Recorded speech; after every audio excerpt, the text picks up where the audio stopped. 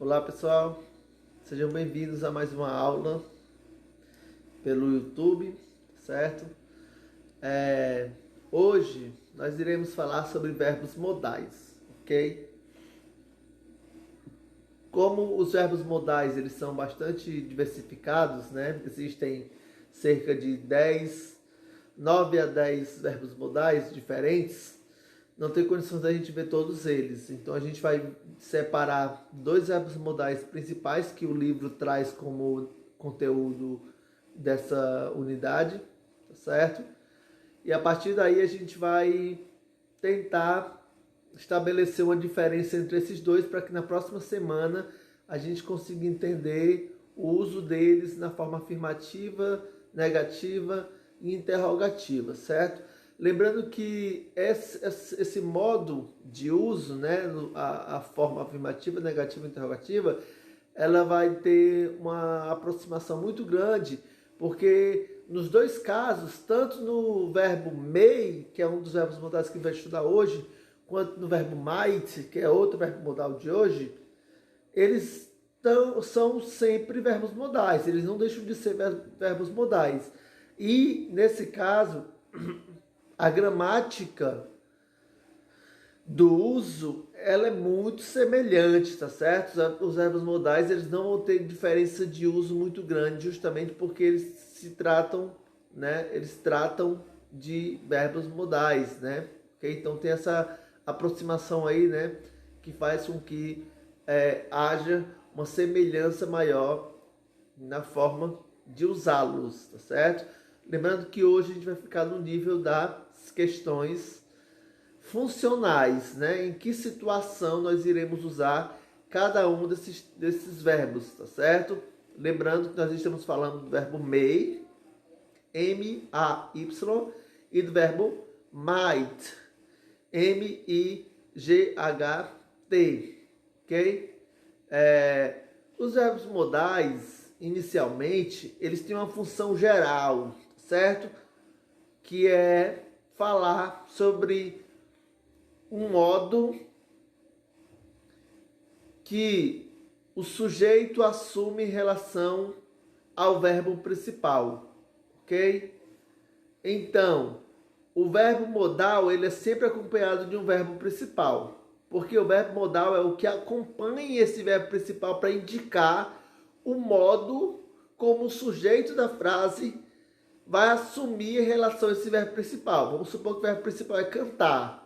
E tem lá na frase I may sing, ok? Que é o verbo que a gente está falando hoje.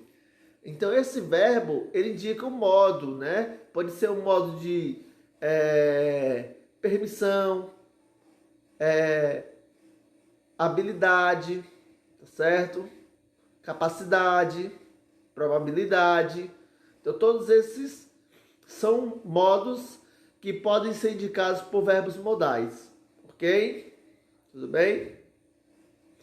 Então, sendo assim, como existe esse modo geral, essa função geral, ainda assim nós iremos ter funções específicas de cada um desses verbos, ok? No caso do may, M-A-Y, a função específica é falar sobre probabilidades e permissões, ok? Quando eu uso o verbo may, eu estou usando esse verbo para falar sobre probabilidades e permissões.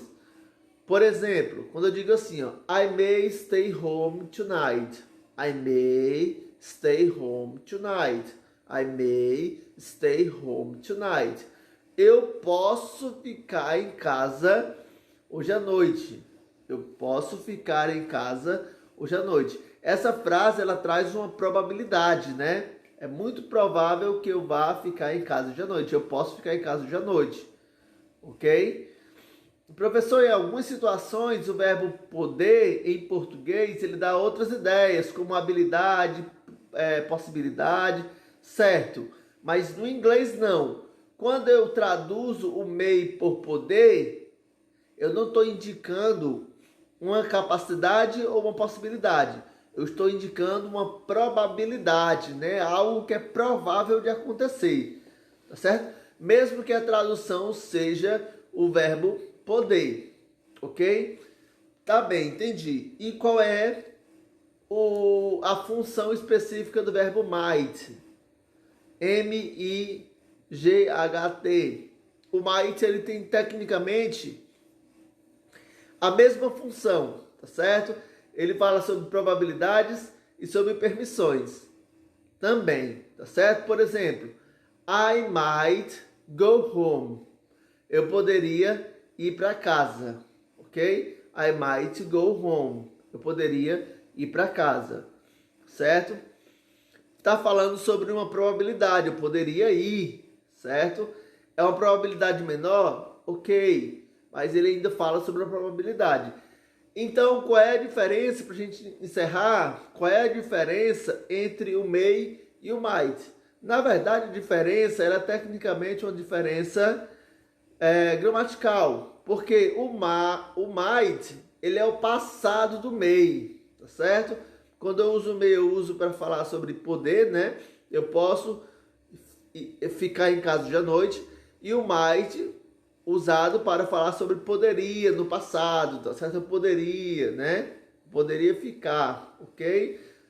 Então, ambos falam sobre probabilidade, só que a probabilidade do might, ela é menor do que a do may, certo?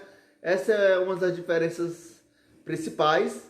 Próxima semana a gente vê o uso desses verbos, né, em frases, ressaltando as formas afirmativa, negativa e interrogativa, ok? Então, até mais e um grande abraço. Bye, bye.